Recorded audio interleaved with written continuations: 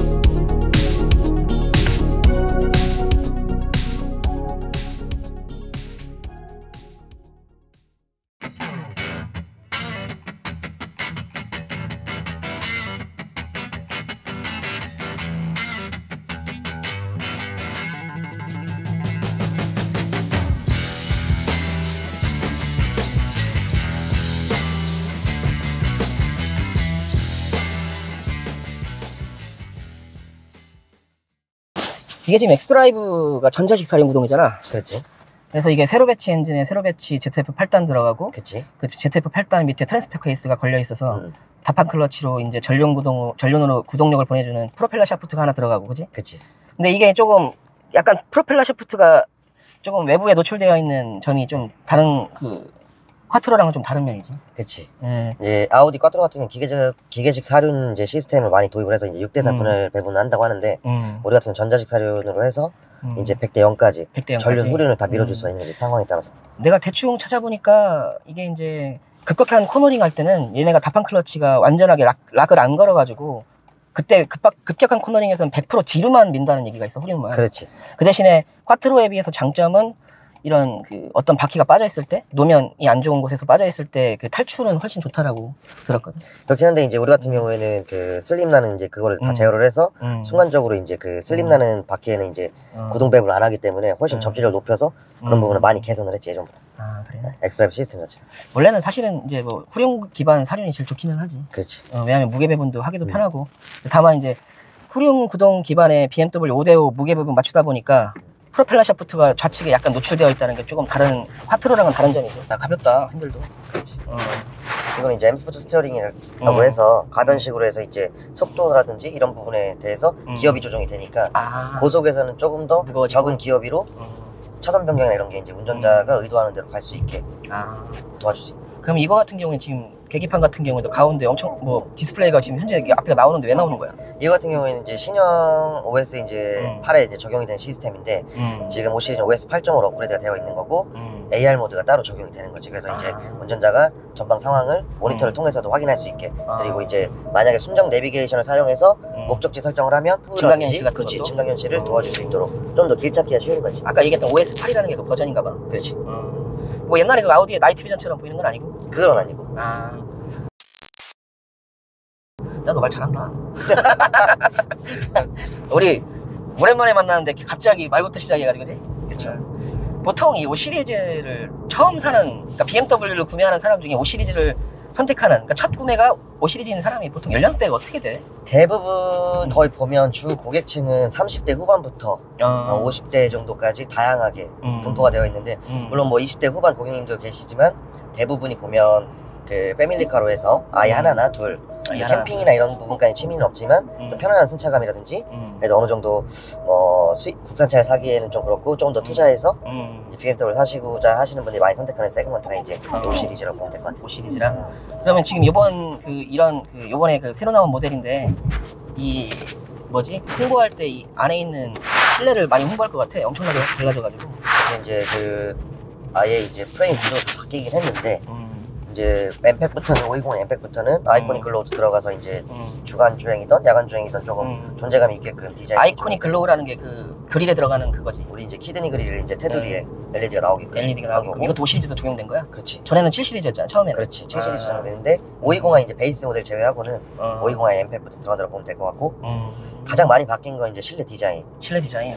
아야, 이제는 따분하지가 않다, 야. 그렇지. 뭐 G바디만 해도 RP바디에 약간 그 인테리어 디자인이 좀 어느 정도 남아 있었는데. 그렇지, 그렇지. 근데 많이 되게 좋아졌다.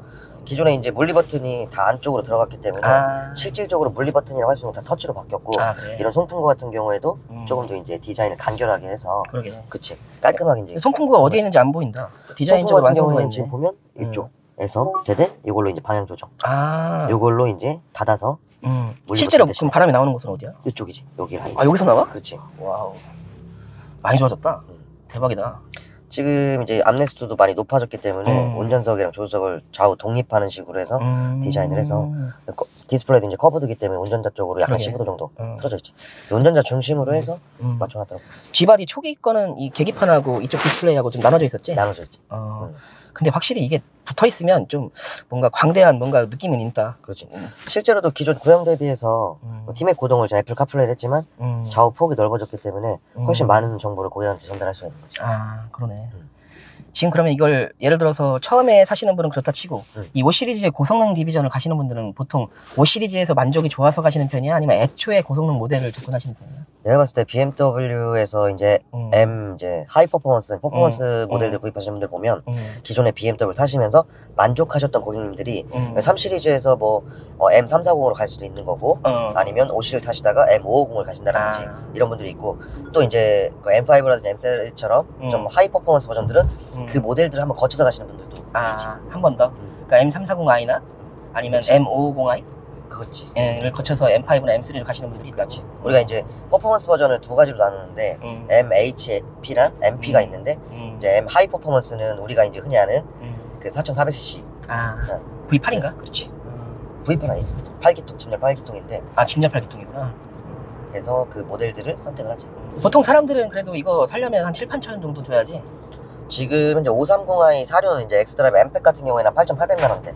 그다음에 이제 우리가 이제 흔히 말하는 가성비 모델은 이제 520i 모델인데 후륜 기반이고 520i 엠팩은 이제 7,330.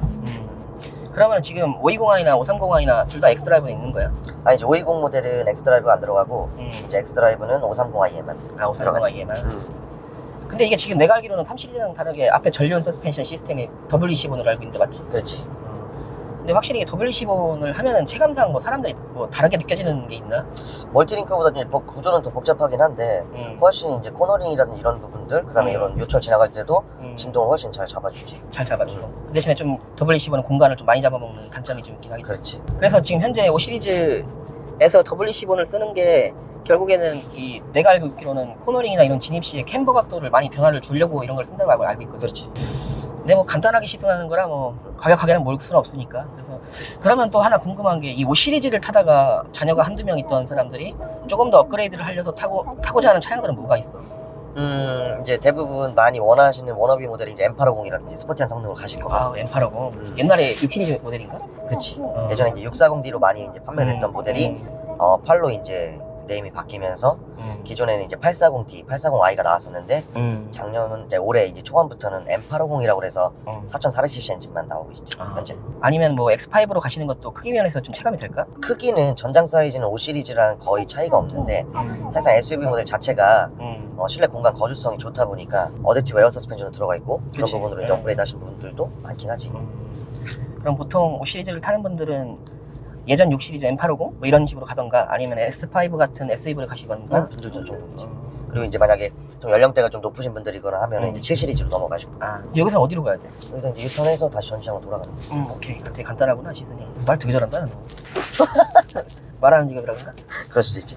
그래도 10년 했으니까. 그래도 이게 또 설명하는 거랑 또 다르잖아. 야 근데 차 운전하기 편하다 이거. 그렇지. 근데 3 시리즈는 나 왠지 운전하는데 적응이 잘 안 되더라고 이게. 약간 좀 하드하기도 하고 약간 5 시리즈는 이제 컴포트함이랑 이제 편안함 추가하고 어쨌든 근데 무게 배분을 전륜 후륜 쪽에 이제 5대5를 거의 맞춰놨기 때문에 코너링 성능도 굉장히 괜찮고 그 무게 배분 자체를 잘 해놨다는 의미는 뭐냐면 이제 우리가 코너링 시에 급격하게 했을 때 뭐 이제 오버스테어, 언더스테어 잘 잡을 수 있고 그치. 그 DSC 컨트롤도 잘 되어 있기 때문에 DSC 컨트롤이라는 거는 뭐 차체제, 자세 제어 뭐 이런 걸 말하는 그치. 건가? 이게 이제 다이나믹 이제 스테빌리티 컨트롤의 약자긴 한데 예를 들어서 후륜 구동이라고 하더라도 우리가 이제 코너를 들어갔을 때 좌우 이제 슬림이 나는 걸 감지를 해서 토크 제어를 해주는 거지. 토크 제어, 그러니까 토크 제어를 해서 배분을 해주는 거구나. 그렇지. 내가 3 시리즈를 볼 때는 운전하는 게 좀 불편했던 게 뭐냐면 아무래도 좀 이게 5대5 무게 배분도 있고 세로 배치식 엔진 때문에 그런지 본네트가 되게 길잖아. 그렇지. 그러니까 오버행도 짧고, 그러니까 롱로드 쇼테이크의 형상이잖아. 그치. 그래서 뭔가 이 타각을 줬을 때 그 주행할 때 상관이 없는데 주차할 때 좀 BMW X까지 아는 사람도 좀 살짝 불편하더라고. 그럴 수도 있지. 그래서 한 번 더 꺾고 두 번 더 꺾고 이런 경우가 있었거든. 아하. 근데 오히려 3 시리즈보다는 5 시리즈가 난 더 편한 게 느껴지는데 아무래도 핸들 같은 게 좀 두껍고 뭐 이렇게 아까 얘기했던 그 감속력 조절이 되는 핸들이라 그런가 싶기도 하네. M 스포츠 핸들 자체가 이제 파지했을 때 여기가 이제 굉장히 두껍기 때문에 엄청 두껍다.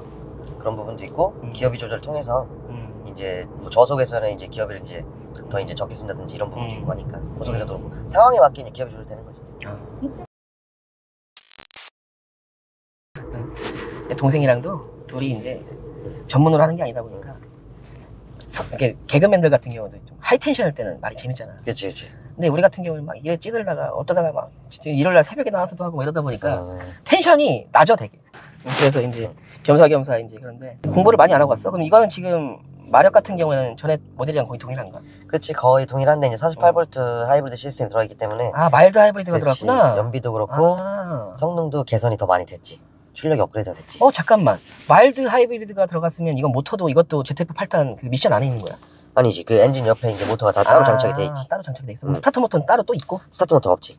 그러니까 결국엔 스타트 모터의 그 크기를 키우면서 마일드 하이브리드를 걸어버린 거네. 그치, 마일드 하이브리드로 바뀌면서 스타트 모터는 없어지고 마일드 하이브리드 그 좀 모터가 이제 시동 시에 이제 관여를 하고 만약에 이제 우리가 주행을 하다가도 이제 부하가 걸리는 부분들 갑자기 뭐 에어컨 와이퍼 작동한다는 이런 부분도 얘네가 서브를 하기 때문에 엔진에 부하가 안 걸리면서 연비를 좋게 해주는 거지. 15km 이하에서는 코스팅 기능도 있어서 시동을 아예 꺼주고. 있어? 아니 그러면은 이게 지금 출발할 때도 관여를 해? 그치. 그러면 그 주행 중에는, 고속 주행 중에는 부하가 걸릴 때도 잠깐 관여해주고. 예를 들어서 아까 얘기했다시피 와이퍼 작동한다든지 이런 부하도 엔진에 원래 힘이 걸린단 말이지. 그렇겠지. 그런 것도 얘가 서브를 하는 거지. 그러면 이게 연비 효율이 그 마일드 하이브리드 이전하고 지금하고 좀 차이가 나나? 나지. 523D가 마일드 하이브리드였던 건 예전에 그치. 지금도 이제 마일드 하이브리드고 우리가 이제 디젤에만 마일드 하이브리드를 그 사용을 하다가 신형 모델들 이제 X5도 그렇고 X7이라든지 5 시리즈도 그렇고 마일드 하이브리드 가솔린 엔진들이 이제 적용이 다 된 거지. 확대 적용을 한 거지. 현재 이 세대 모델들에서 마일드 하이브리드가 안 걸린 거는 뭐가 있어? 5 시리즈, 3 시리즈 중에? 지금 현재 3 시리즈가 아직은 마일드 하이브리드가 아니지. 아니고 그치. 5 시리즈는 마일드 하이브리드 바뀌었고. 와, 520i도? 그렇지. 와, 그럼 지금 530i 같은 경우는 엑스드라이브 기준으로 연비가 어느 정도, 공인 연비가 얼마나 돼? 530i 엑스드라이브 같은 경우에는 만약에 공식 연비 같은 경우엔 우리가 정확하게 정보 전달을 하면 잘라주니까 걱정하지 마. 널 이렇게 말을 많이 시킬 생각이 아니었는데 하다 보니까 또 이렇게 됐어. 530i 같은 경우에 이제 복합 연비가 11.1, 도심에서 9.9, 고속 14. 예전에는 이제 530i라고 한다면 도심 연비 같은 경우에 한 8km대였는데 이제 리터당 1km 정도가 이렇게 다 올라간 거네. 되지. 그치. 근데 이건 심지어 엑스드라이브인데도 그 정도면은 더 올라갔다고 봐야 되는 거 아닌가? 그러면 연비 때문에 못한다는 소리는 안 나올 수도 있겠다. 그럼. 기존에 어쨌든 530i 하면 예전 구형 모델 같은 경우는 3000cc 엔진이었는데 그렇지. 2.0 다운하면서 260마력대 그 40토크 정도는 유지를 해서 가는 거니까 충분히 대체할 만한 엔진인 거지. 이 전 세대 모델도 어쨌든 530i는 2000cc였잖아. 그렇지. 2000cc인데 마일드 하이브리드는 아니고. 마일드 하이브리드 바꾼지는 몰랐네. 그래도 이렇게 비싼 차를 사면서도 다 연비는 다 보잖아. 그럼. 연비 부분은 어쨌든 실생활에서 유지비 측면에서 가장 큰 부분을 차지하니까 그렇지. 고객님들이 이제 고가 모델을 사더라도 연비는 안 보실 수가 없지. 그렇지. 그럼 보통 X5 정도 되는데도 디젤을 선호하시는 분들도 있어? 연비 때문에? 아니야, 요즘에는 디젤보다는 가솔린을 많이 선호를 하시고 X5, X6도 이번에 마일드 하이브리드로 바뀌면서 연비가 올라갔기 때문에 기존에 이제 복합 연비가 이제 7km대라고 본다면 지금은 이제 9km대로 올라갔기 때문에 훨씬 좋지. 그러면 연비 같은 경우에는 나 자주 얘기하진 않는데 고속에서 이거 14 정도 되면은 내가 볼 때 17, 18도 우습게 나올 것 같은데. 그렇지. 정속 주행하고 한다라면 아까 포스팅 기능도 있다고 포스팅은 말했잖아. 근데 15km 이하에서 꺼주는 거기 때문에 고속에서는 뭐 크게 없지만 그래도 연비는 실제로 우리가 실주행해보면 고속에서만 놓고 본다면은 15, 16까지도 나오지. 15, 16까지도 꽤 괜찮다. 그렇지. 어쨌든 그게 이제 ZF 8단이 들어가면서 회전 영역수를 잘 조절하기 때문에. 그러면은 예를 들어서 내가 지금 뭐 유튜브를 한 지 얼마 안 됐고 도움은 크게 안 되겠지만 이 채널을 보고 너한테 연락이 간다면 넌 어떤 혜택을 줄 수가 있어? 이제 어쨌든 고객님들께서 구매하실 때 가장 먼저 보는 게 프로모션이기 때문에. 그렇지. 그런 부분은 내가 이제 잘 해서 해봐야지. 근데 사실상 우리는 출고 당시에 프로모션 적용을 하기 때문에 고객님들께 이제 좀 더 기다려 이런 것라기보다는 고객님들이 당장 필요로 한다면 그 당시에 최대한 혜택을 드리는 게 고객님들한테 내가 해드릴 수 있는 최선의. 그러면은 코오롱 모터스 딜러십이 여러 개가 있잖아. 코오롱이 좀 장점이 있어? 어쨌든 나는 그 역사를 무시를 못한다고 생각하기 때문에 어떻게 보면은 코오롱 모터스라는 건 최초로 이제 BMW 우리나라에 수입을 한 회사이기 때문에 어떻게 보면 코오롱 그 BMW 코리아보다도 더 먼저 시작을 한 거지. 아 그래? 역사 굉장히 코리아보다도 먼저야? 그렇지. 그럼 옛날에는 병행 수입했다가 그러니까 병행 수입했다가 정식 수입으로 바뀐 거야? 코리아가 들어오면서? 그렇죠. 코리아 들어오면서 정식 수입 체계가 된 건데 그 전부터 우리가 이제 코오롱이 코오롱 상사로 해서 먼저 수입을 하기 시작했던 거지. 아 그래. 어쨌든 오늘은 간략하게 시승을 좀 했고요.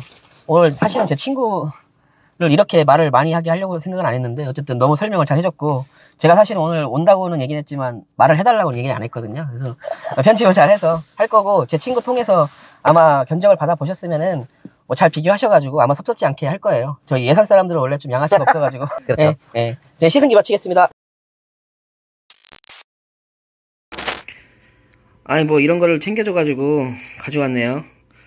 예, 여권 지갑이랑 예 뭐 다과를 비롯해서 다과라고 해야 되나? 예, 뭐 간식거리 이런 거 좀 챙겨줬습니다.